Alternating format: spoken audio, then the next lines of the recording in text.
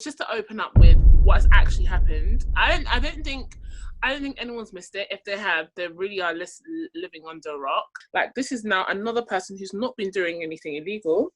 I've written 10 things you can't do if you're a black person. We don't carry guns in the UK, but the Second Amendment gives citizens rights to bear arms, right? White people love their guns, yeah, but black people can't have guns. Because Fernando Castillo had a gun, and he was he told the police officer that he had one, and he was still killed. He was shot 7 times. You can't jog. You can't walk home with Skittles and juice. You can't take out your wallet. You can't party on New Year's Eve. You can't hold a hairbrush while leaving your own bachelor party. You can't be a 10-year-old walking with your grandfather. You can't walk from the corner store. You can't go to church. And also, finally, you can't breathe.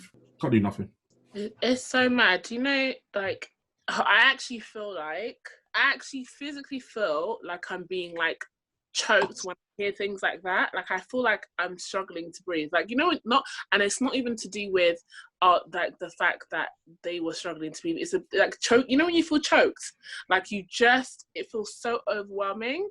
Just to know that your skin color is the only weapon, or your skin color creates a false sense of fear or unjustifiable sense of fear in police in general, and the white people, the white community at large, that you are because they think you are under threat all the time.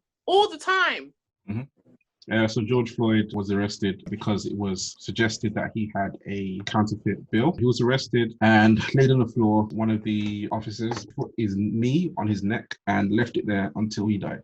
I read a report that said that he lost consciousness after 4 minutes. Yeah. That officer held his knee on his neck for 8 minutes. Yeah, 8 minutes. Until the ambulance arrived. Then he was taken in an ambulance to the hospital where he was pronounced dead. Yeah. But what's the point?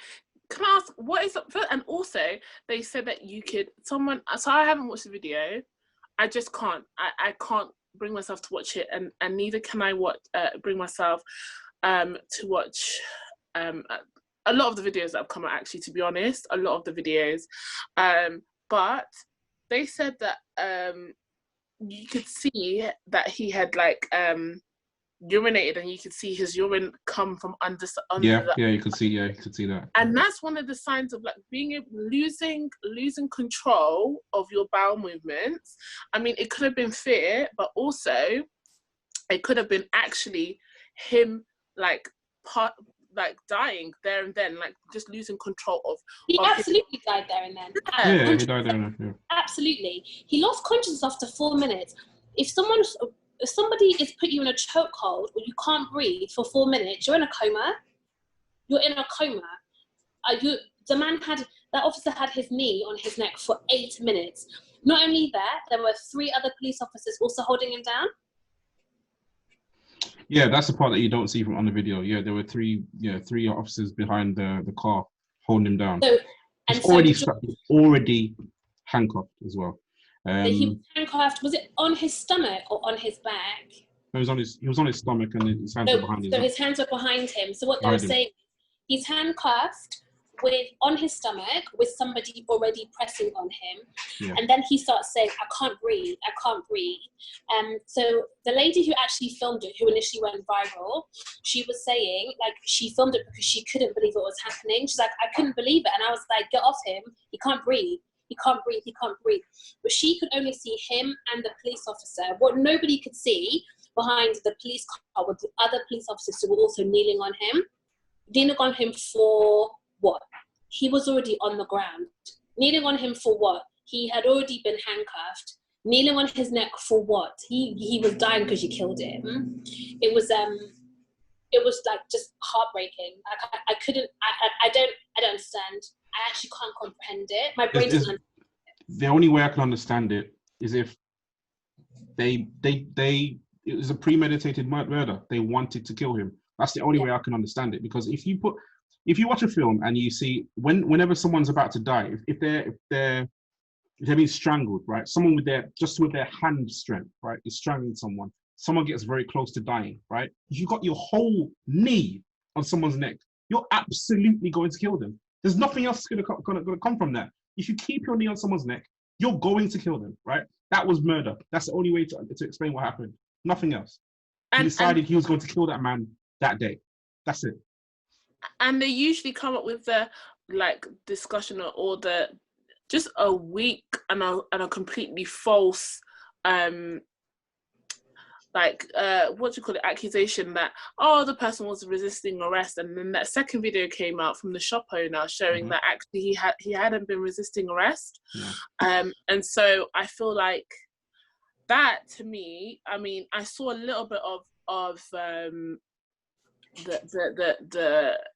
the second video, just seeing that he wasn't resisting arrest. I just thought there's not even if my mind wanted to, just because I wanted to be like avoidant of, or just even like willfully ignorant, to say, or try to give some kind of benefit of the doubt, to say, oh, maybe, like, and I wouldn't, because I know the situation. There's still there's no a shred of evidence or reason for you to think that putting your knee on his neck was even necessary, and in no circumstance I feel like is that necessary. Like, there's no way. They're just murderers, like cold-blooded murder. I don't understand how the police are trained in America. So unfortunately, I saw another video this morning, I think, that actually made me start crying. And it was a video of a gentleman in an area in Texas called Midland. And so allegedly he'd ran a stop sign. So, you know, in America, they don't really utilize traffic lights or roundabouts to have stop signs. So he had ran a stop sign, so hadn't stopped. I think he got stopped for 4 seconds, or your tires have got to come to a complete stop, and then you can go. Apologies if anyone's listening in America and we got that wrong. But that's what I do in America anyway. So he didn't stop. The police either were following him or had called him, I don't know. He got to his house. He lay on the floor. There were at least 2 police officers, 2 police cars, 4 police officers. Everybody was shouting at him, get on the floor, get on the floor, get on the ground. He's now on the ground in his front garden, lying down exactly like every other black man who's been murdered, not resisting anything. The police officers got their guns, pointed at him in his face. His grandmother came out of the house, starts crying, and I don't think she knew what to do. So she literally just stood there. She's got to be in her 80s. And she's standing there in her 80s, trying to protect her grandson, who's on the floor, crying, screaming, I'm on the floor, like, I'm not doing anything. They're like, don't move. He's like, I'm not moving. Get on the floor. Show us your hands, show us your hands, show us your hands. All he's doing is lying on the floor like this. And they're repeatedly saying to him, show us your hands. I think a neighbor came, someone else came out of the house, and they were screaming, and they were like, you're going to kill him, and you're going to kill him because he's black, because that's what you do. All you do is kill black people. So they didn't shoot. I don't know how the story ended, but actually I thought to myself, they're never resisting. In fact, they don't hardly ever resist. Yeah, so most black people are taught how to speak to police, just so that, you know, they raise the probability of them surviving the meeting with the policeman. Do you know what I mean? So most black people are naturally probably not going to resist arrest, or they're probably not going to disobey the policeman. I think it either goes 2 ways. They are so terrified that they'll comply, like, and they will not do anything to disobey the police. Or if children are younger and they're so terrified, they will run home. They will run, like, anytime they see police, whether they're doing something, they don't even necessarily have to be doing anything bad, they'll run because they're so scared.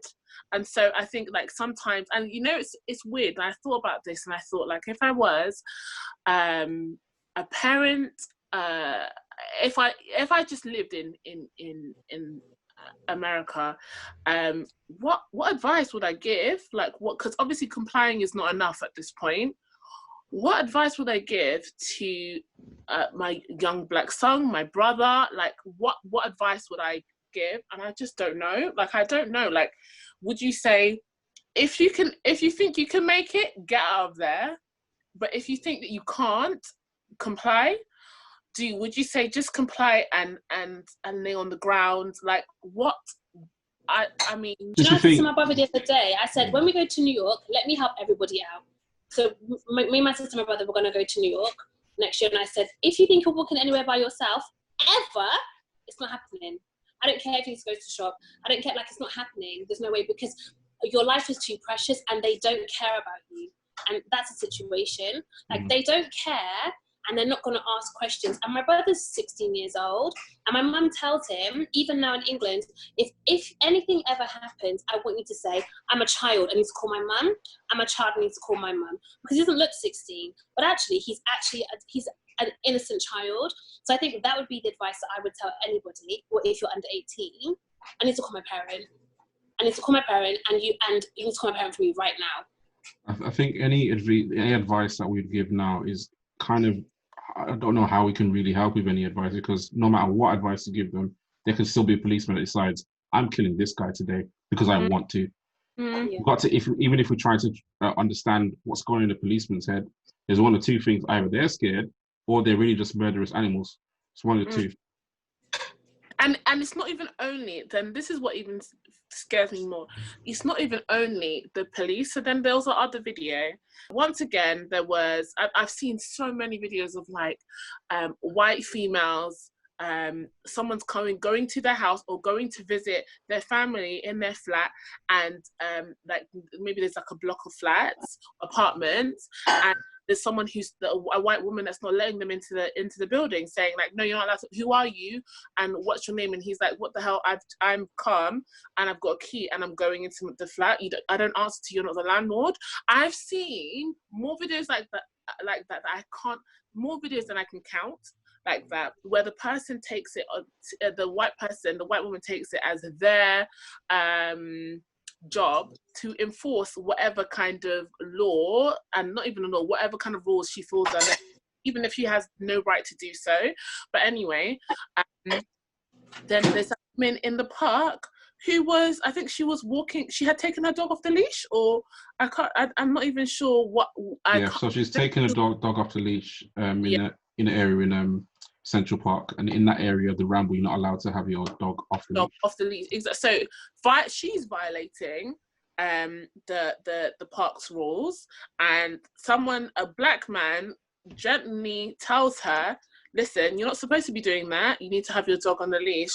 And her reaction is one of nearly like disbelief and also like shock and disgust that you as a black man are telling me what to do. Are you okay? And I'm gonna teach you your place. I'm gonna remind you of your place. I'm gonna call the police.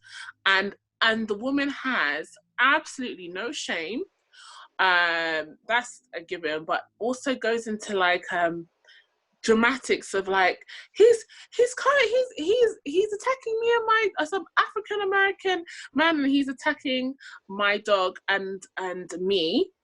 I just think like the general public also know, the white community also know that they have an upper hand, and that if they can just mention the person is African American, that they are in that situation, they are assumed wrong. Like there's no, you are the aggressor, you are the person in the wrong, the criminal, even before we've established if you're telling the truth.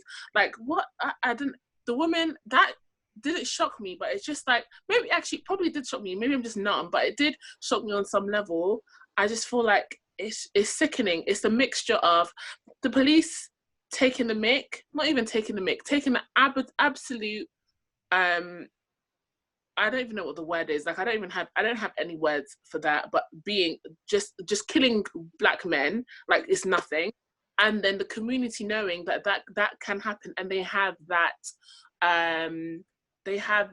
kind of power at their disposal. So I can sentence you to death today, or at least to some kind of harm, or at least to a traumatic ride to some kind of prison cell while they figure out, if you're lucky, that's what the least, while they figure out who was telling the truth. I have that power, and I've got it at my disposal today, and I'll use it if you bother me, even if you're telling me what I should be doing. Then. It's a mixture of the white privilege and their dedication to protecting that white privilege and their fear.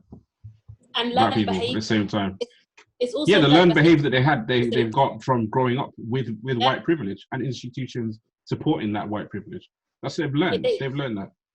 That lady in Central Park learned, if I scream loud enough and say it's an African American man, somebody will come to my aid.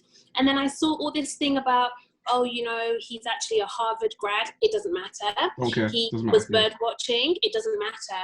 He's a really soft, gentle giant. It doesn't matter. Any of those things. They even put a picture of him, and I tried to figure out. So from this picture, you need to aid that argument. From this picture, what are you trying to suggest? That because he looks like this, he can't be a threat? So you are telling me that if he didn't look like that, there's reason for him to be a threat? Like, I don't understand. Yeah. And you know what? I'm gonna say it anyway. To be honest with you, I think also colorism plays a level of this in the thing. The fact that he was a medium to fair skinned man, looking like maybe like he's not got any. Well, his hair was cut low, so let's just say he hasn't got locks, he hasn't got any kind of braids or anything like that. I just feel like for them, they're like, oh, we shouldn't fear this type of person. The kind of people that you can be fearful of, or people can be like, oh, I understand why you were scared of this black man, is if they looked like they look different. And to me, when I think of what that different looks like, I just think that that's another insult. It's adding insult on top of injury, like injury on top of insult. Or is it insult on top of injury? I don't know. It's just a whole, to me, it just made me, I'm looking at that, I just thought, what kind of nonsense? What kind of... I think it's even more sad, because when you were talking, I was thinking about another video that I saw where there was, I didn't even know what this was actually. I was really confused. I had to read the commentary to understand it. And I was really annoyed with myself that as you're talking about this particular example of the lady in Central Park in New York, I already had another story ready to go. I already had a story about two black men who were in the gym of their local WeWork. I don't know where. I don't know where in America they were. And there was a white man who was in the gym, and the man was saying to him, "Why are you here? I have a lease in this building. Why are you in the gym?" And they were like, "Excuse me, why are you in the gym? My name is so-and-so. I have a lease in this building. Are you supposed to be here? I'm going to call 911. I'm calling 911. And I promise you, if I could have turned to a page in the dictionary that's white privilege and learned behavior, he would have been there with Karen. Yes, I called you Karen and I don't care. He would have been there with Karen from Central Park, holding onto her dog for dear life, because he was there with his phone saying, "Who are you? Who are you? Should you even be here?" And the two guys, very unassuming, dressed in gym gear, two black men saying, we have a lease in this building. "Well, I have a lease, well, so do we." "Well, what's your lease?" "Well, what's your lease? What's your lease? What do I have to explain myself for?" And as I was thinking about the story, I was so angry that I even had a story to tell you, because I cannot think of a single example where any white person has been asked to provide identification about themselves, or asked to explain themselves, or asked to really verify anything about themselves. I can't think of one. I cannot think of one. And once again, white people are top terrorists. Top terrorists. And they love that word and dishing it out to nations that actually, when we put their stats against yours, and to be honest with you, we're not even trying to do any form of terrorism, any form of life loss is terrible, and we're not trying to compare numbers. But to be honest with you, the people that should be screaming terrorism are definitely not you, because you have done and you continue to terrorize the people that live amongst you, live around you. Even the people that didn't live around you and you went to go and find, you terrorize them too. Even in their own countries, you terrorize them too. And even in countries that you have no claim over, like America, you are also immigrants, you terrorize them too. Like, to me, I just feel like it's I don't know, it's beyond. Do you think there's fear mixed in with that white privilege? Oh, absolutely, but it's unjust. I mean, like, why are you? There's fear in everything. There's fear in homophobia. There's fear in racism. There's fear, but that fear doesn't justify the actions based on that fear. Like, fear in itself is not a justification. No, it's definitely not a justification. I think the fear is more to do with greed anyway. Yeah, the fear is more to do with greed and not wanting anyone to take what you have. And there's also a fear that kind of there's greed and there's guilt. You know where you've come from. You know where your countries have come from. This great country you think is amazing. You know where they come from, and you know that the people that were oppressed in that system are still here, and some of them could be next door to you. Do you know what I mean? to be honest, I'd be ignorant if I didn't think that there was also a level of learned fear, which is genuine. The person genuinely feels scared, but with no substance. With when you actually, I think we are. There are definitely people who have maybe an innate fear, and people are scared of things they don't understand or don't know, or maybe they haven't bothered to look into. I think people are scared, and people are scared of. Are you scared of tall white men? No. I'm saying people. I'm just saying people. Then why are people randomly scared of things? No, maybe innate is not the word, but there's a learned fear, yeah, and I think that there's some of that fear is not necessarily clearly based on or directly. You can't make a direct link to it being greed. Maybe the person. I think that there are people who are scared, but I feel like. We've got the internet, we have books, we are exposed to so many different things.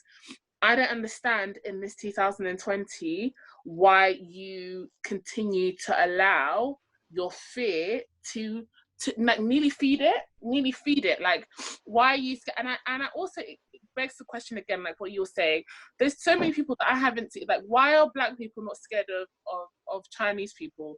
Why are Chinese people not scared of Indian people? Like, why is it that it seems to be that it's white people who are scared of Black people and others, like, and especially in the situation Black people? Why is there? And in actual fact, if there's someone who should be scared of somebody else, it should be us who are scared of them. Yeah, I mean, there's definitely, I think, the obvious answer for that is that the media have done a job in painting Black people in a certain way, only showing them in certain roles, or showing whenever there's a crime and it's a Black person, you see their face, that kind of stuff. Will get into the skin of anyone in the world. It's not just America, anyone in the world. I mean, you go to Russia, they think Black people ain't nothing as well. So I think that's it. But then I saw a YouTube video, and this woman was saying she spoke to police officers that were able to be honest with her. And one officer said, "Not growing up around Black people, I don't understand them. They scare me." I mean, that sounds so stupid to me. Is this in America? Sorry. In America, yeah, definitely in America. Yeah. So he said, sorry, I didn't understand.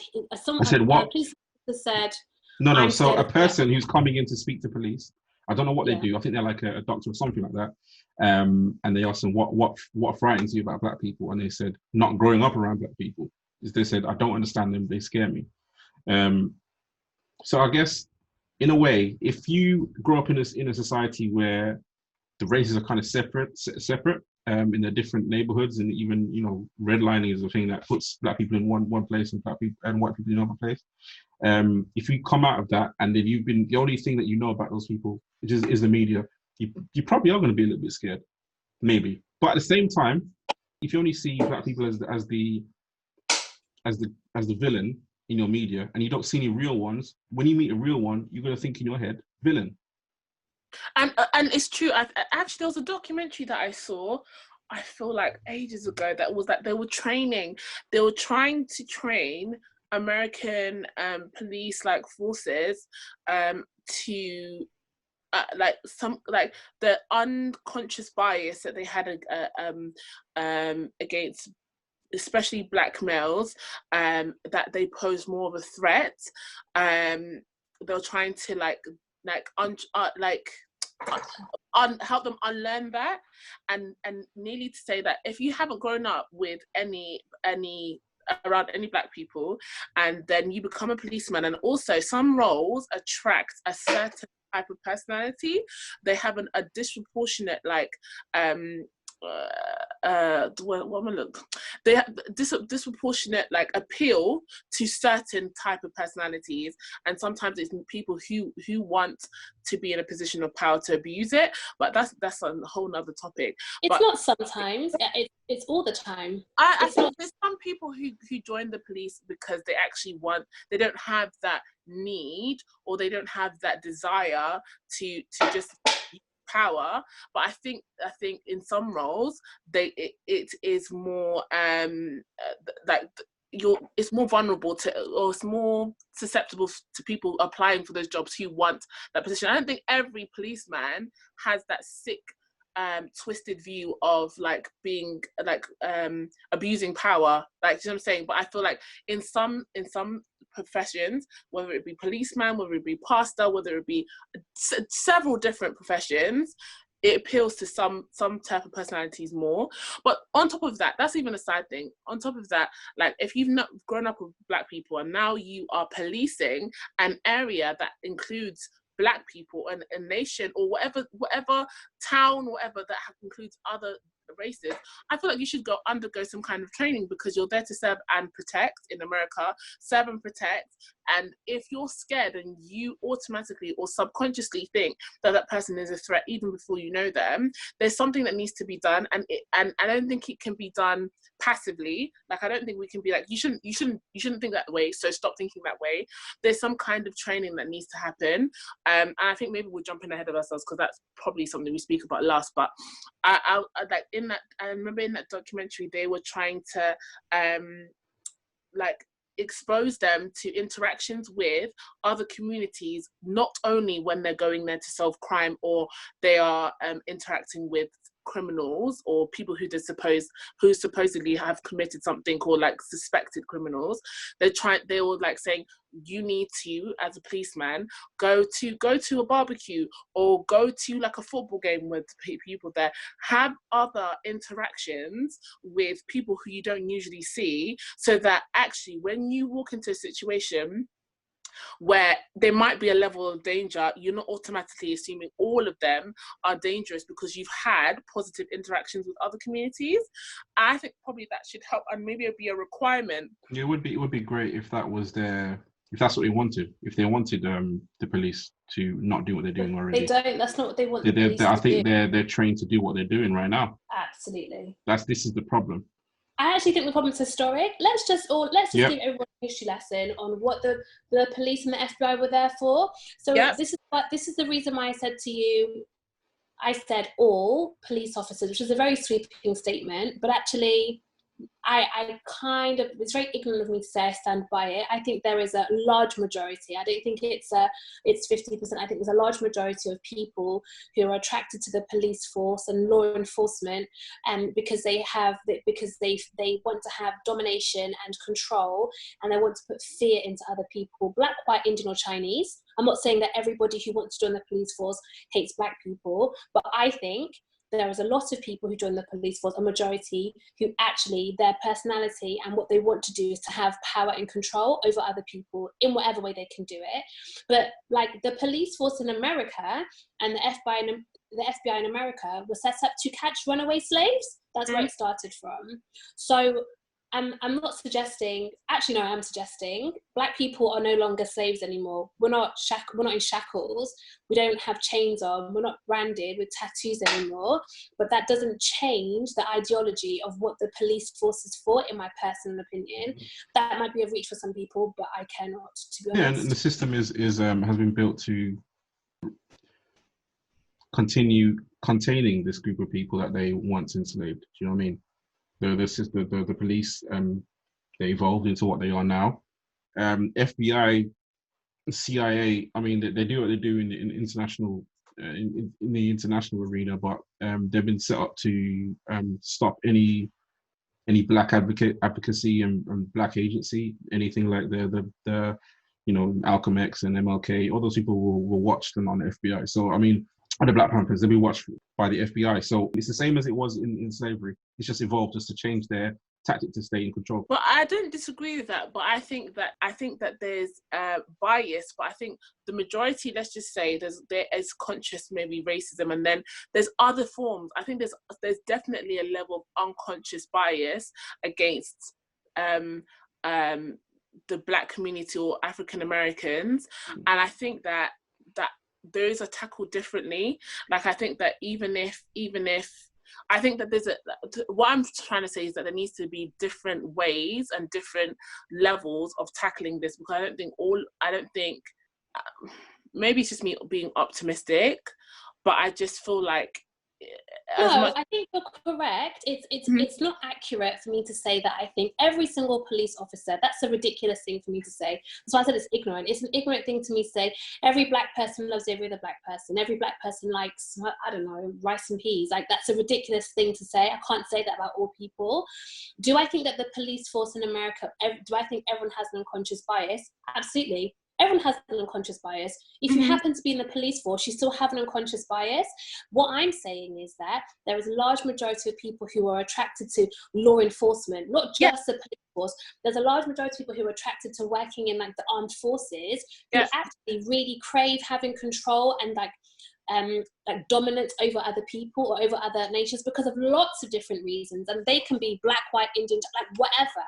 It's not just people. That's what I'm saying, because actually I can't see any other way around it. But I think what you suggested about having training and whatever is correct. I just think it's the other way around. You shouldn't have to have training to get rid of your unconscious bias. You should have to prove that to get rid of your conscious bias. You should have to prove that you don't have conscious bias in order to become a police officer. Oh, that's absolutely. my personal opinion. No. Oh, so absolutely. It shouldn't be you're a police officer, here's your gun after 8 weeks of training, and then we're going to monitor the situation, which is what's currently happening. And then if you kill someone, you'll be placed in death duty. If you kill someone and we think it's okay, well, you can go back out to work. You should have your training. And if in your training you present with having a conscious bias on race, you're not allowed to have a gun, actually, because you're not there to protect or serve anybody but yourself. That's what I think should happen. But you know, and that suggestion is more for an unconscious bias, because people who have a conscious bias on race, they know when to cover it up or when they can speak out loud about it. And when you consciously have a bias and maybe it's not the PC thing to do, you're good at you try to. Do you think so? Some people do try to hide it. I actually think that I don't think anyone who has a conscious bias should be allowed to enter the police force. However, that still leaves room for people who have an unconscious bias they don't even realize that they have. That's true. That's a lot true. of people have an unconscious bias that they don't recognize they have, whether ignorantly or actually just like honestly they didn't realize that they had it. And that is also dangerous, because not only does the person not know and everybody else not know, it's only when you're presented in the situations where you're scared when you come into a community of black people that's the kind of training. Conscious bias, joining. But Angela, they exist though. I'm not even talking about individuals. I'm talking about the fact that these systems, the police as a system, CIA as a system, FBI as a system, have part of their mandates is to control black people in a certain way. It has to be, because it's very easy to train people to think. They train the army to think the way they think because they need them to go out into the world and to kill people. Right? They train people because they know they need to do this, right? If they knew that the media makes white people see black people a certain way, if they actually existed to protect us, right? They'd be part of the training. Part of the training would be, right, to get rid of any unconscious and conscious bias that you have. But the training is not there. The training is not there on purpose because they don't mind if they kill black people. That's it. Yeah. And actually, indispensable. But Angela, what I'm saying is, are you suggesting that, and obviously we don't know, and so everything is like we're making assumptions based on what we know, but are you suggesting that the people who murdered George Floyd, Breonna Taylor, Ahmaud Arbery, are you suggesting that they didn't have conscious bias because they no, they absolutely, and they weren't afraid, they were very happy to be talking about what they did and why they've done it? No, they absolutely have conscious bias, but I'm saying that there's no place for conscious bias in the police force. Like, there shouldn't be a energy put into trying to remove conscious bias. I don't think that should be a prerequisite that you do not have a conscious bias, don't have conscious bias. At least, obviously, there's only a level of how much the person disclosed to you, but if they ever detect that, I don't even think it should be the duty of the police force to untrain that, because actually we're in 2020. You can learn what's on the moon or Mars, whatever, you can't even figure out your neighbor or the other, like another person in the human race is not a threat to you just because of their skin color. That's not. I feel like you need to go back to school or go back. You need to. But it's not logic. That's not logical, because obviously, if the police is supposed to protect people, you got to make sure. Of course, it's the police's of course it's the police's responsibility to train that out of people. I mean, them not having it in the first place is a completely different conversation. No, bringing it into the police, into the police force, it's their responsibility to make sure that you don't get those people into the police force. Yeah, no, to stop them. If someone from the KKK wants to join the police, we're not saying, okay. The KKK is they already did. No, but I'm saying, I'm not saying they're not there. I'm talking about if I know that this person, for example, and we're talking about what we would do or what they should do. If someone from the KKK wants to join the police, I'm not saying, okay, welcome in and we're going to train unteach you that conscious bias. I don't think that's energy well spent. I actually feel like that should be a prerequisite, that you do not have conscious bias, and that disqualifies you from being in the police. I think that the kind of training they should invest in is an unconscious bias, because when people don't know that they're biased, that's when I feel like that's when this kind of training should step in to help. To start training all racists who don't care that they're racist, they're actually consciously and proactively doing or are happy to be racist, or that's what they want. Like, why are you wasting time? To me, let's look at the fact. Let's look at the facts of what we have dealt with in America. I know it's actually happening, but what we're talking about is different. Actually, what's actually happening and what we think should happen are completely two different conversations. What's actually happening is that the fact that there's actual racists and KKK members and people who actually join the force to carry out those horrible crimes in the police force. But what I'm talking about is what I feel like should happen, and those people should not have entered into the police force in the first place. To me, I feel like the fact that they're in there, and especially if you could tell before you allow them to qualify as a police person, you're let a policeman or whatever join the police force, you're letting the nation down, because you at that point put everybody under risk, because the person has no desire to change. That's not, you'll send them to a mental health hospital. That's actually a better place for them. The people who are joining, who have unconscious bias, I feel like there you can work with untraining that. And that, even to me, is But I think what Lyndon's the police point force will be all black people then. But anyway. I think Lyndon's point is more, the police force don't want that, so it's not going to happen. Yeah. Wow. If the police force actually have departments set up to disband black groups, why are the police force going to be bothered with why are they going to put methods and money and procedures and policies into breaking down the unconscious bias that people might have, so they can become better versions of themselves and become better police officers? That's actually not really going to work in their favor. So what is the solution? I don't know. We need to be solution based. To me, having as far-fetched, there needs to be some kind of like demand from the police that this is what needs to be done. If you can see someone's clearly racist and consciously racist, why are you even wasting time? That person is the same way. If you know someone is a paedophile, an active paedophile, why are you allowing them into the police force and saying you're going to train that? What the hell? Like, you're actually putting people at harm because they have a higher level of power in society. I feel like, as much as it's far-fetched, or maybe like there needs to be some deep digging and uprooting of long-standing practices that are put in place to oppress black people. That's all. Like, it might be a big ask, but they need to start from somewhere. To say that you're right, it needs to be something, or like we can't do it, to me, I feel like, then what's the solution? Do we still keep getting killed? Do we create our own black force, the police force? Do we create our own republic and the police are not allowed in there? Like, what is the... Don't say that to Lyndon, he'll say yes. Yeah, I know, but everything else sounds as outlandish. Do you know what I'm saying? Like, well, no, I think there's something in the middle. I don't know. My friend used to date a police officer, and he said that there was a really big initiative for having police officers from the community working in their community. So that's basically what you're talking about, but it's not about training. It's like, these people live in the community. This is my community. I represent my community. So actually, so let's say that it's in America or in UK or in the UK. This was something that they were trialing in the UK a while ago, but it's the same principle and policy that could take place in America, probably more so because there are certain communities that actually, if you go to places in New York or in the Bronx, everyone speaks Spanish, you're going to send the white, non-Spanish speaking police officer to go and deal with the domestic violence abuse case, because actually you don't know what's going on. You need to send somebody from the community to deal with that.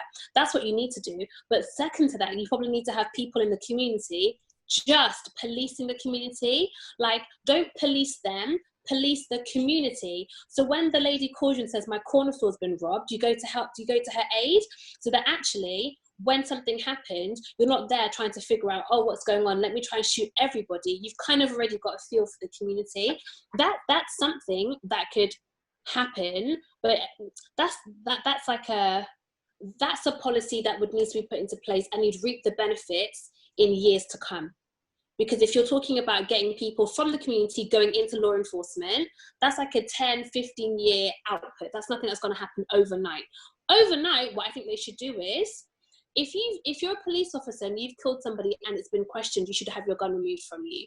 The police officer that murdered George Floyd had actually killed, I don't know how many other people. One was a Native American, one was a Spanish guy. There's a list of people that he had killed that was very questionable, yet he was still able to kneel on George's neck and kill him this week. You should have been placed on death. You shouldn't be allowed out of the police station. To be honest, you shouldn't have a job. That's what you should have. They've been fired anyway, though. They've been fired anyway, apparently. But they need to be in prison or get capital punishment. But they've been fired because it was filmed, not because... Oh, yeah, of course. That's why. Because if he was fired, he should have been fired the first time he killed somebody. And absolutely. He was only fired because it was obvious what he was doing.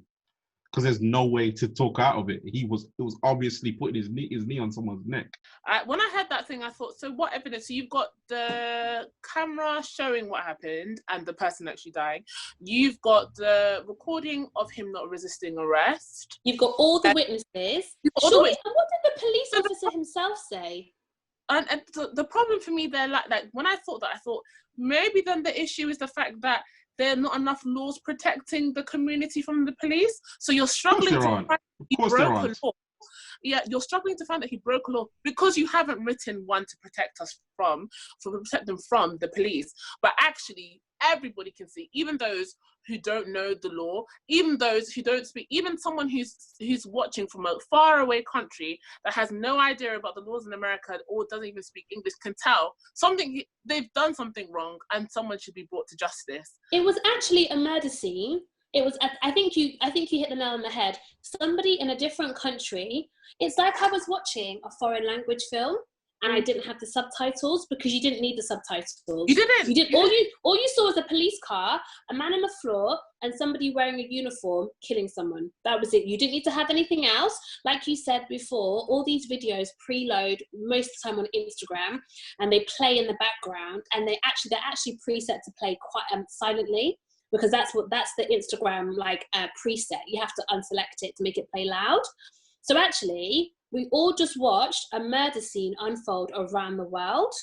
But yet that's not enough evidence to bring the police officer into custody. It is enough evidence. I think everyone that saw it knows that it's enough evidence, right? I think in every other case there's a slightest bit of doubt, right? There's no doubt in this video, no doubt whatsoever, right? But the powers that be still have to find something for the media to talk about, because they can't talk about this video too long because it's cut and dry. He was killed by this guy by his neck. They need to talk about something else. What they're talking about is a protest. Talk about the protest. Talk about the looting. That's all I've seen since seeing the videos on Instagram. All I've seen after that is the protest. But can I ask a question, just to bring it back a second? There's something that's a little bit unsettling in me. I'm a bit unsettled about that. Like I've said it, Angela said it, you said it. Like sometimes there's I think the word you used was like people don't know what they've done or blah blah blah. But you know what? It just makes me annoyed with myself that I'm thinking, oh, but what did they do? It doesn't matter what they did. It actually doesn't matter. I've heard loads of people say, oh, but what did he do? Or maybe there's a bit of doubt. Yeah, or maybe, it doesn't matter. It doesn't matter. It doesn't matter. What do you mean there care. was doubt? Care It didn't matter less. with anybody. It didn't matter with Breonna Taylor. It didn't matter with Ahmaud. Oh, but he was running into a house. Who cares? It doesn't matter. No one deserves to die because they were looking in a house. Like, I think that's actually the biggest issue that I have with this whole situation, because that's not what's the word? Can't think. It's not just individual to George Floyd. Oh, he wrote a bad check. Well, they thought he wrote a bad check. Actually, he didn't write a bad check. It doesn't matter even if he did write a bad check. It doesn't matter if the man ran the stop sign. It doesn't matter if, like, none of it matters, because the reason why it doesn't matter is because if he was white, it would not have happened. Because when the white supremacists walk into schools and shoot children and teachers, do you know what happens to them? The police officers, they are black people in church. They get handcuffed and they're walked calmly to a police car. Exactly. So none of it. And asked, one of them asked, "Are you hungry? Do you need to stop it?" I just can't. It makes me so angry. Why? That's actually what makes me angry. That situation just tells me that these police officers are active KKK members. They have to be. They have to be. You've seen a little white boy go into a church and kill innocent black people, and you want to talk about taking him in softly and peacefully and wondering if he's hungry. You're an active KKK member, definitely. And there's so many more. They didn't disappear. There's so many more in America, and they're all police officers. But that's how I feel.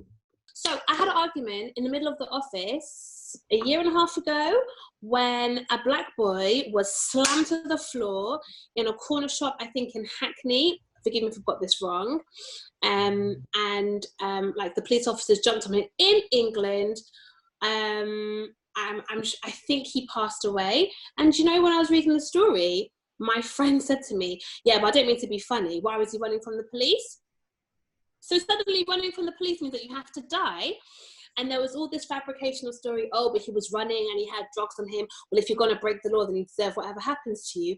Absolutely not, because the truth of the matter is this: if your skin color was a different color, if you were white, that would never have been acceptable. So let's just make the law equal to everybody. And this is my issue with people. People want to search for and try and find a reason or an excuse as to pin it to the reason why this person's now died, or they're in custody, or for whatever reason. Oh, it's because they did this. Oh, it's because they didn't pay child support. Oh, it's because the police officer thought they had a gun. It doesn't matter, actually. And it's not just in America, because the same stuff happens here. And I need everyone to understand, please believe, if our police officers had guns, there'd be a lot more shootings of black people. We'd be murdered. Mad. Oh, yeah. And I think you hit the nail on the head when you said that, like, we tend to find that people are looking for excuses on behalf of the police to figure out why they are not the bad people that, or they haven't done the bad things that they've done, or they don't deserve this kind of backlash. But meanwhile, those same police officers are not looking for any kind of evidence or reason to not think that you are not a criminal, that you most likely are not, like, you are, or they're not looking for any kind of, oh, maybe this might not be reasonable. But anyway, listeners, Lyndon sent us the video. Obviously, when it first came out, like, in shock, like, what the hell's going on? And from the emojis that he sent, I knew that it was going to be a distressing video. And so I decided that I just couldn't, mentally, I just couldn't, like, my heart can't take watching a video like that. And I had to come off Instagram just for like a bit, just because I knew that it was circulating. Anyway, the next few days it continued to circulate, and like, more information comes out, and you see, like, people videoing and responding and showing their distress about what they've seen as well. I go into work, and where I work, they have at the main reception, they've got huge screens behind the reception that show news. And as I had to speak to the security guard about something that was an issue, and as I looked up, I could see the same video playing of George being handcuffed and pushed to the ground. And I had to look away, and I thought, I can't, no matter where I look, I can't escape the imagery. Like, I can't do it. And you know what? I think it serves a purpose. And we were having a discussion. but I think it serves a purpose. But I also am very aware that it has a negative effect on our mental health. And let me speak on my mental health and my even my sanity. Like, I actually feel like nearly on the brink when I see these kind of videos. Like, I'm going to like crumble or just have a mental breakdown. Like, there's something in me that just like, you cannot, like, you don't have the capacity to watch this video, so just don't watch it. And not for 1 minute am I saying that this is a video that shouldn't be. I don't know where I stand. Like, I feel like it serves a purpose to make people aware that this goes on, and a lot of people are in denial. A lot of white people are in denial. A lot of nations are in denial to the extent of racism that actually exists in their countries. And maybe this shows like this is plain to see that there's no argument. You can't have an argument. But I, like you were saying before, I had said that this week, the 1 week after Mental Health Awareness Week, we're actually dealing with images that are really, they definitely have a toll. Individually, as a community, they do absolutely take a toll. But yeah, sometimes I just feel like I'm just not built to deal with it. And I know you've said before that people have different capacities, and it's not that anyone looks at these videos and are like, oh, like, I'm cool to watch it and nothing happens. But I think I struggle to figure out where the line is, where there's good coming out of it, or whether it's actually the detrimental side outweighs the any good that can come out of it being exposed to the whole world. So this is the thing though. So watching videos and that kind of stuff will affect your mental health. But the problem is this is actually happening. And we've got to know about it. And I think everyone has their different reaction to dealing with that immediate trauma that you get from watching something like that. I mean, me personally, it's more like I just immediately just become angry. That's why I haven't heard anything from me this week, because I'm just angry. I don't want to talk to anybody because just anger will come out my mouth. And I need to just calm it down. But I mean, I think about. So when I first saw Roots, right, I was 17. My dad brought it home for the first ever time.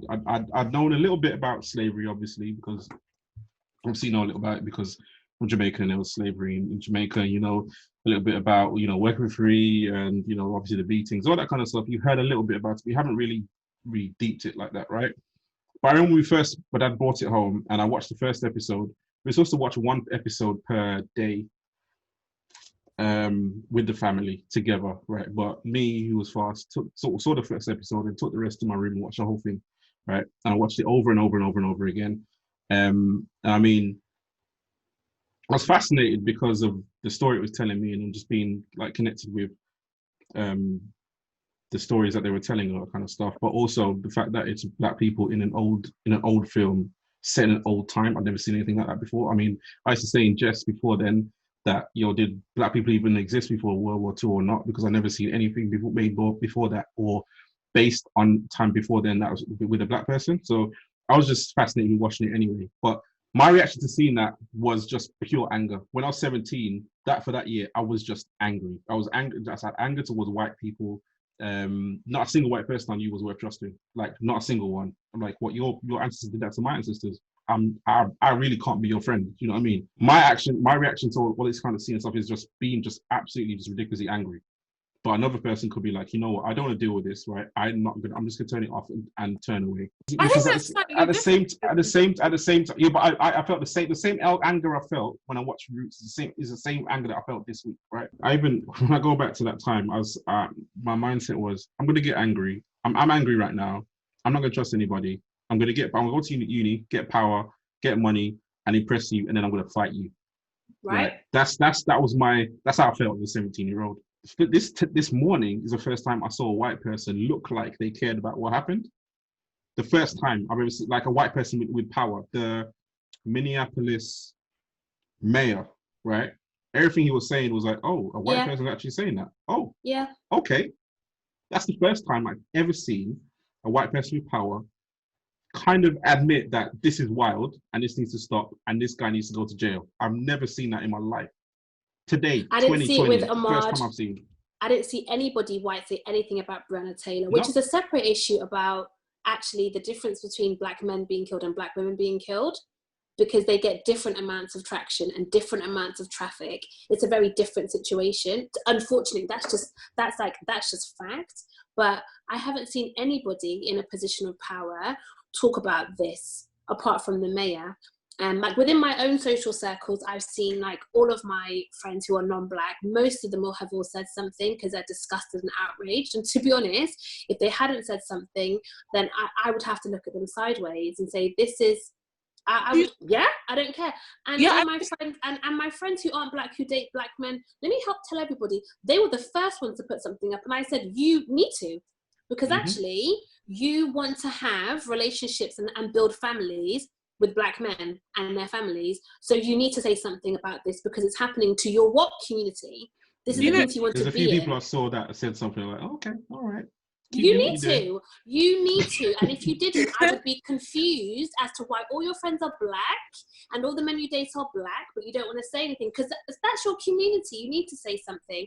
But I wonder, like, are we just like traumatizing ourselves again and again by sharing the video? Are we actually achieving something? I don't know. So this is the thing, though. So the trauma is going to be there, especially if you're a descendant of slaves anyway. There's a little bit of the trauma that you get from your ancestors in you already anyway. Yeah. Right?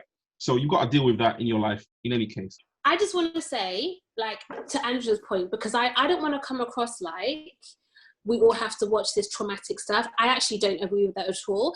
I'm a big advocate for like people seeking counselling and therapy and whatever they need to do. So I'm actually really against people feeling like they're watching things or being subjected to things even when they're trying to avoid it, and that's traumatic to them. I personally think if you feel like you can't handle watching it, or it's going to detrimentally affect you and you're going to be thinking about this for a prolonged period of time and you're going to struggle to move forward from it, you shouldn't watch it. Because at the end of the day, like, your personal peace is the most important thing.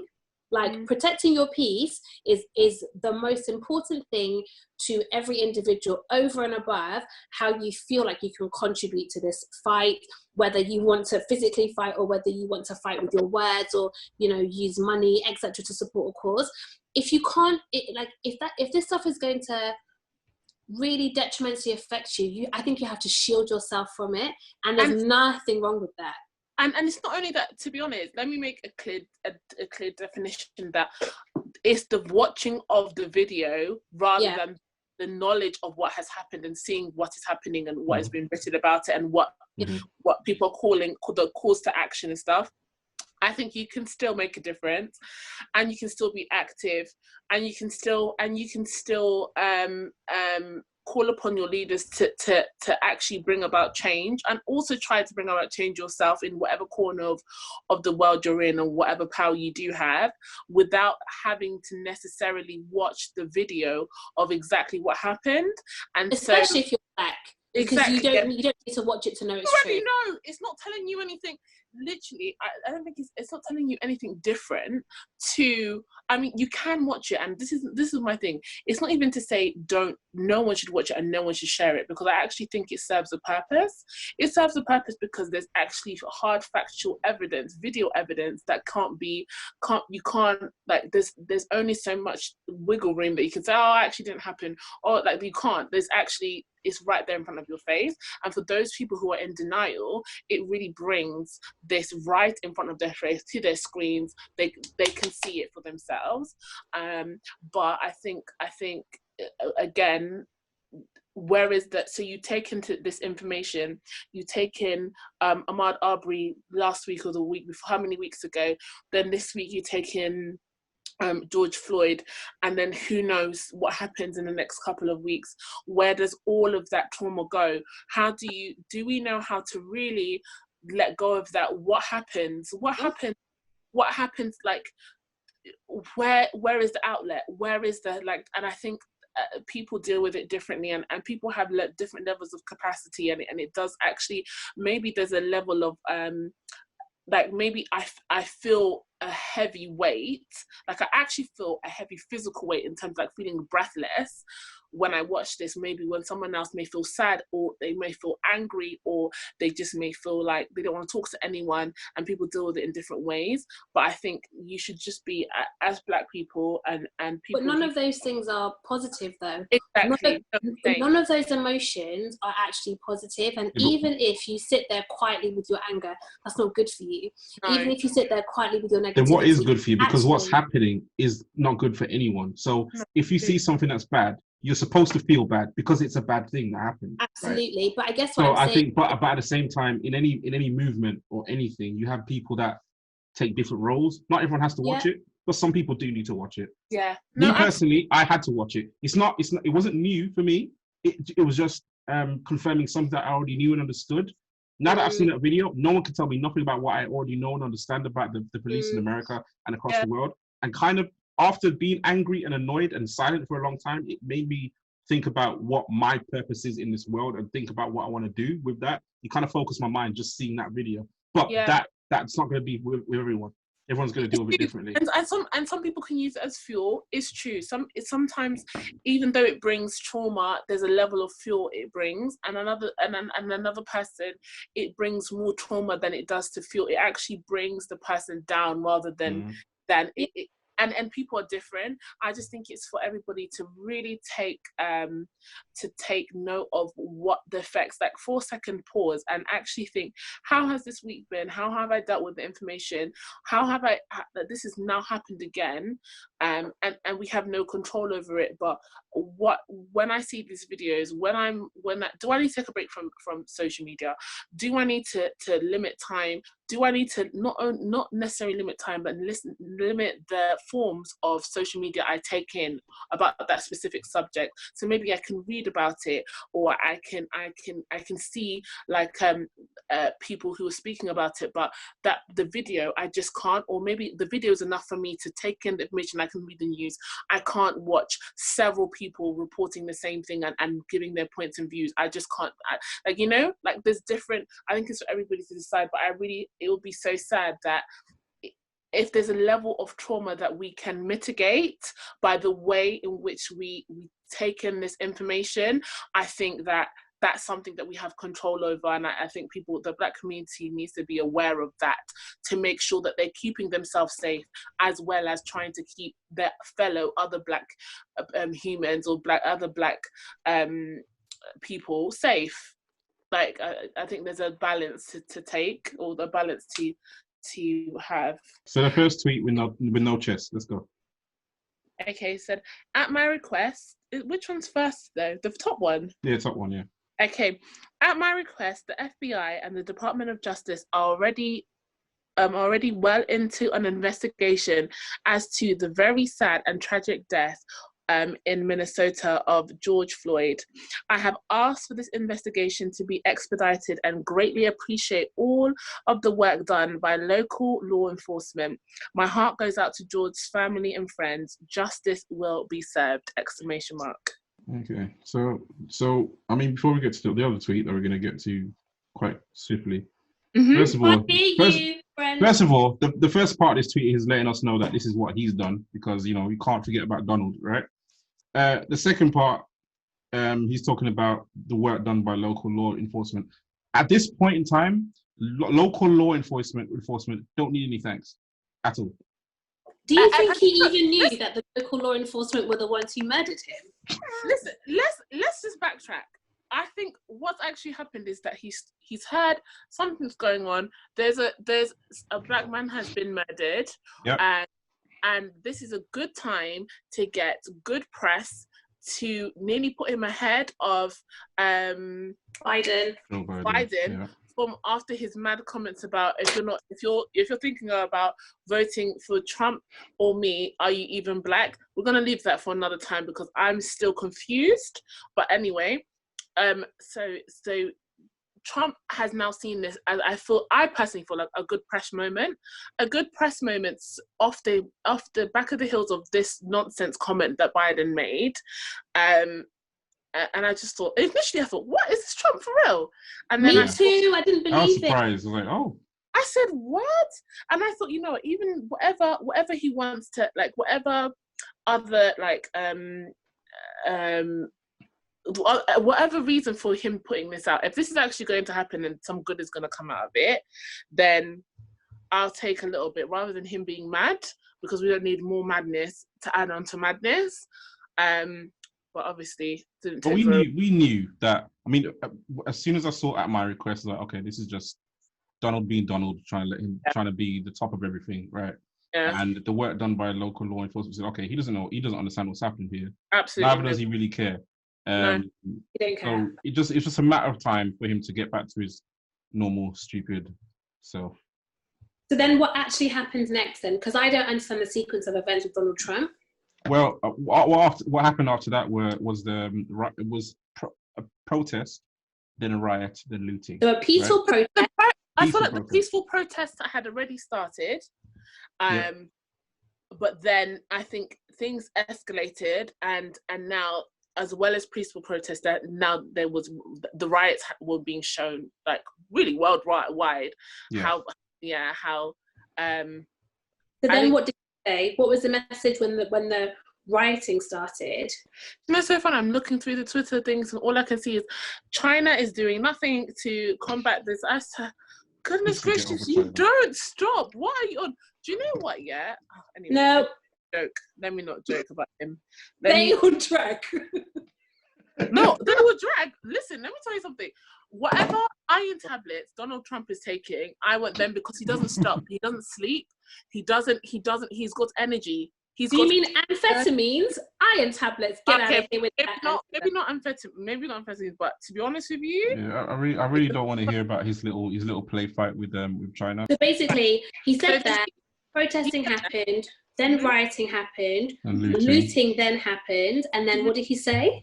So then with his chest, with all his chest. Yeah. Okay. With all his chest, he says, Donald Trump? Oh gosh. That's not what he said. This is what I said. This is what he said. I can't stand back and watch this happen to a great American city. Well, to a great American city, Minneapolis. A total lack of leadership. Either the very weak radical left mayor, Jacob Frey, gets his act together and brings the city under control. Can I also say that he's using capitals where they don't need to be capitals? But anyway, let's just say that's a Trump and gets the city under control, or I will send in the National Guard and get the job done right. These thugs, capital letters, are dishonoring the memory of George Floyd. And I won't let this happen. And I won't let that happen. Just spoken to Governor Tim Walz and told him that the military is with him all the way. Any difficulty and we will assume control. But when the looting starts, the shooting starts. Thank you! Exclamation mark. Who do you know that Twitter wrote that bar? Do you know they took down that post? Mm-hmm. Oh, Twitter took it down. Yeah. Yes. Oh, okay. Because it's inciting violence, because Donald Trump thinks he is above the actual law, and he somehow thinks that he's sitting at the right side throne of Jesus himself, and he's deciding who can be killed and who gets to stay alive. We already know he's a madman. I'm now looking to the people who are supposed to be looking over what he's saying. I don't think there's anyone there. I think that person's probably been fired, but somebody needs, I don't know at what point, when you incite violence and Twitter takes down the post, is anyone in that White House thinking maybe there's someone that should be hired here to look over his tweets? Not only that, you can really tell the spirit in which the first message was sent, because it even makes it clearer that this is only a show of him trying to show power. Really and truly, all he wants to do is show the might that he has. The same way he said that basically he wanted to be the hero running to rescue. I'm going to tell the FBI to look into this, and don't worry, I've got it. And now he's saying, you know what, if you can't do anything, I can't stand back and let you do that. So if you're not going to show leadership, I'm going to come in there and show leadership. He's really got he's a narcissist. Is sending the National Guard? Is that leadership? He's a narcissist. He's a narcissist. And then he says, and then obviously it's about Democrats and in any way marring any kind of Democrat's name. And that's the thing that he was trying to do, really, that shade he was trying to throw to Joe Biden, really and truly. It's all a game for him. It's all a game to him. And then to finish off, when the looting starts, the shooting starts. So you have missed the whole, you really have not read the room at all, or you don't know what's going on, because the reason why this all started because of killing of innocent people. And guys, we're giving him too much credit. He can't read the room because he can't read, and he doesn't understand what reading the room is like, and he doesn't know who the audience is because he didn't ever care. Andrew, you said it. All he wanted to do was show his might. He just wanted to show that he was in control and that he could, oh, someone's died, I'll fix it. Me to the rescue. He never cared, and he doesn't care. To be honest, I can't talk about he might care a little bit, but he cares about his people. He does. His people that love him will love to see, when the looting starts, the shooting starts. America, let's go. That's how they are. That's how the rednecks are. He's the president of rednecks. That's what he is. I just think I've got PTSD from Donald Trump, actually. I don't think I can, I just can't take him. I can't take him seriously. I can't take him. I just can't take him. He actually gives me PTSD. There's nothing good that has ever come out of that man's mouth. Why there's a racist, egotistical, narcissist man in charge of the United States of anxiety, I will never know. I can't take him seriously. You know what he said? So he responded even to his tweet being taken down. Twitter is doing nothing. Imagine, you think that someone, do you know what? I don't know if this is tenacity or madness, maybe a mixture of both. Twitter is doing nothing about all of the lies and propaganda being put out by China or by the radical. Oh my gosh, no one cares about China today. Oh my Lord. No one cares about China. About China putting out propaganda being put out by China or the radical left Democratic Party. They have targeted Republicans, They have targeted Republicans, conservatives, and the President of the United States. Get out of here. Section 230 should be revoked by Congress. Until then, it will be regulated. So he threatens to regulate Twitter after the platform flagged his tweet where he referred to protesters as thugs. But I think actually this is the Shade Room's report on this, but I think the real reason that they pulled it down is because of it being inciting violence. And like you said, Fabrice. But I just think that violates their terms and conditions on Twitter. You know what? I actually don't think I've got anything more to say about him. I really don't. There's you know when people used to say what good can come out of South London? Me. Not even listening. But I want someone to tell me, give me one example of what good can come out of Donald Trump's mouth. And if you can tell me what good can come out of his mouth, you know what? I will give you £100. Challenge. Someone accept it. Just as a benediction before we usher Donald Trump out, obviously he doesn't take a break, not a lunch break, not a toilet break, not anything. He's still here on Twitter. He said looting leads to shooting, and that's why a man was shot and killed in Minneapolis on Wednesday night. Or look at what happened in Louisville, with 7 people shot. I don't want this to happen, and that's what the expression put out last night means. Don't take us for idiot, because we know. Let's ask the question. He hasn't finished his ... It was spoken as a fact, not as a statement. What? Can I ask a question? What's into the fact? Okay. What? He said it was spoken as a fact, not as a statement. Okay, I don't know what that means in your language, but that means the same to me. Fact and statement means the same. Anyway, it's very simple. Nobody should have any problem with this other than the haters. No. And he never said that. You're a liar. He said nobody should have any problem with this other than the haters and those looking to cause trouble on social media. You are the top troublemaker, you terrorist. No, I'm sorry. No, Could I'm sorry. First of all, could Barack Obama ever say the word haters?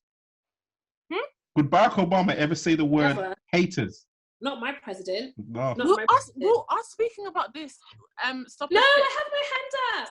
Sorry. Go ahead. Can I just ask a question? And I'd like, again, anybody to answer.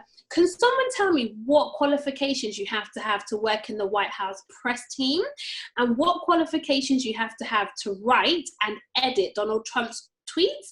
Because that secondary tweet about, this was meant to be a statement, not a fact. This was to be a fact, not a statement. What? I'm going to need somebody who's got a primary school education to let me know what's going on here. So in my mind, what's been spat out of the White House is purposefully stupid. In my mind, it's purposefully stupid. There's no way that this country can have so many people in that building let so much stupidity come out of that building. That stupidity is coming out on purpose. I don't know what their agenda is, but this is on purpose. But Angela Rice said there's only 2 people of colour who work in the West Wing in the White House. And so actually, maybe they just don't have anybody who is a person of colour advising them on what they should and shouldn't be saying. But even a white person, even someone who is a racist who knows actually this is not a good look. Mm-hmm. Donald Trump would say, right, like, I mean, we can say that to each other. Even if you're saying it to me, I might give you a side eye. Like, it doesn't, even in English, it doesn't really make sense. I'm trying to figure out a statement. Was he saying that this is a fact, not a statement, in terms of this is what happened? I don't understand. Like, it's even confusing. But anyway. John says, if you argue with a fool, guess what? There's 2 fools. I'm not trying to make sense of anything that the man says because it doesn't make any sense. And I'm very educated. It's supposed to be stupid, and it is stupid. It's supposed to be stupid. There's no way a country, you know how America run, how they go on with their military and that kind of stuff. America's not a stupid country. They know what the hell they're doing. And if stupidness is coming out, it's on purpose in order to get people to say what they want them to say. They want the stupid people to take it one way and the smart people to take it another way. That's why it is how it is. Do you know what my dad says? And I think this is an African, proverb. Yeah. Not even a proverb, it's just a saying. Empty cans make the most noise. Like when you drop an empty can down, it makes the most noise. And really, he's so empty, but he's shouting. And we have had enough. I just want to be like this. Okay, just shut up now because we've actually had enough. I don't know. And I think I feel like if I scrolled, I would see even more and more tweets of him, but we don't have the time, nor the energy, nor the capacity to deal with this anymore. He says we're over the edge. So I heard today that, I mean, this is conspiracy, but whatever, right? FBI agents, sometimes they post themselves inside of peaceful protests and agitate. They agitate and they get the protest to become violent. So when the protests become violent, and then you show that throughout the country, you get a lot of people on the country saying, "See how they're behaving. See how they're behaving." And then all of a sudden, the narrative is no longer about what's actually happened and what they're protesting about. It's how violent the protest is. But yeah, I believe that because you know what? Sometimes reality is wilder than fiction. Yeah. They've been saying that. They've been suggesting that actually there were undercover police officers who were looting. Mm-hmm. There were undercover police officers who were inciting the crowd. I completely believe that. You know why? So I had to remind someone. So I said, what were the 2012 London riots? Is it 2012? 2011. 2011 London riots about. Nobody could remember. So this is the point. They don't want you to remember why people are rioting. They just want you to remember, black people are rioting, and black people are really scary. And that's the thing that makes me really upset. I'm not going to say whether or not I think they're correct or incorrect to loot, because you know what? I don't live in Minneapolis, and I didn't watch a man be murdered on my home street. I watched it on the screen in a different country. It traumatized me, and it made me extremely angry. But I can tell you for free, if I saw that happen in Bristol with my 2 eyes, I might be looting too. Who knows? I don't know. I don't think I would, but maybe I would.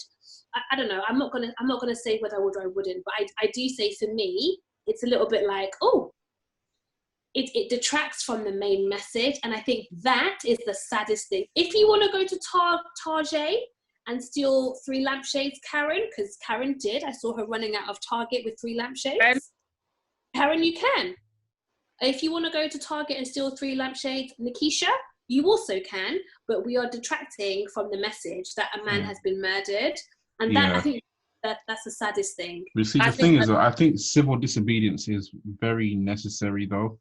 When you have nothing else to do, civil disobedience is very necessary because it makes, no matter how they plan to deal with it, it makes the powers that be take notice of what's going on. It still makes them. So when Trump tweeted the first tweet, I thought that was very quick. Why is he talking? Because usually they don't talk for a very long time, very very long time. But I know why.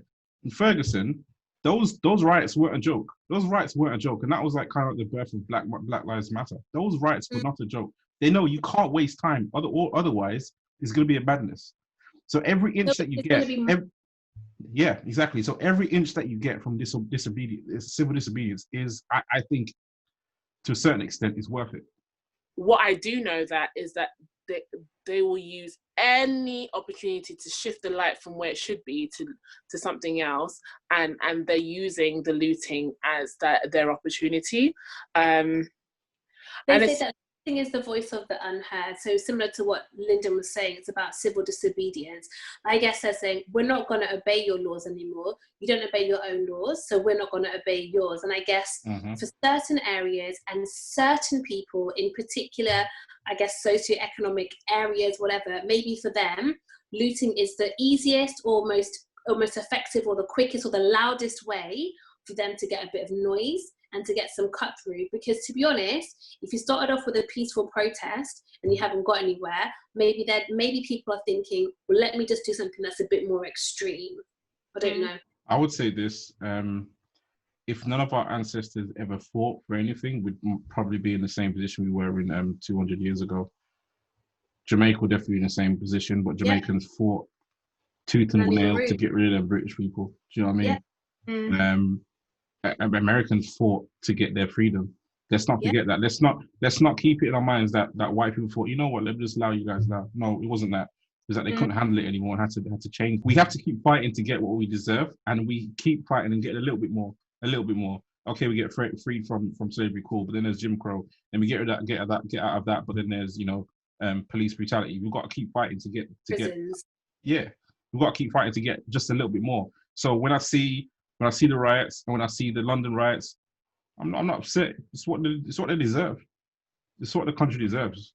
More riots until it's fair for everyone. Do you think? I think you're right. I think people are clambering to get onto an even field. I think people are trying to inch their way forward, and I think people get tired of trying to do it in a legal way or in a way that seems fair or in the way that's presented to them. So then when they've explored all options and actually all of them have failed them, they're like, do you know what? We've played by your rules now. Now we're just going to do what we want to do. Do I think that it's going to result in them getting onto an even playing field? Absolutely not. Do I think it's made more noise? Yes, but I guess the question is it the right noise? That's my question. Is it the right noise? Is it the most? Is it the clearest noise? And I think maybe also I feel like there were times in other times there were clear leaders of the community, and maybe they could channel that noise for it to make one sound rather than it being a lot of noise, but it actually not being a clear. Leadership is very important in this. We need them, but at the same time, where they at? No, where they at? They're dead. They're dead. They're murdered, actually. Sorry, they were murdered. That's true. They were murdered. I think, though, I mean, are we calling on a martyr for now? But I'm just saying, like, there needs to be, all I know is that there needs to be some kind of leadership to channel this distress and also the energy to make the most, even if it's what do you call it, unlawful, like even if you decide that we're not abiding by those laws, I think it needs to be very I think there needs to be organisation within us in the way in which we do it, or the way in which if it means looting everything, at least this is what's happening to this end. Or if it means the Black Panthers are still in existence, guys. Like the Black Panther chapters are still in existence. No, trust me, it's not kind of. They definitely. I mean, they were definitely. I mean, in the early 70s, a lot of their organization was completely decimated. Like they're not doing what they were doing. Okay, so they might exist, but they're not doing what they were doing. Yes, that's true. As in protecting the neighborhood, they're not doing that. They're not able to protect us anymore, or them anymore, as they were. You know what I mean? Because obviously they were taken down. And if you're gonna be a leader right now, which we do need, because every movement needs a leader, you got to be prepared to die.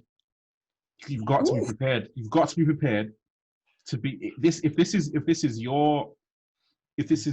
what you want to do, prepare to die for it.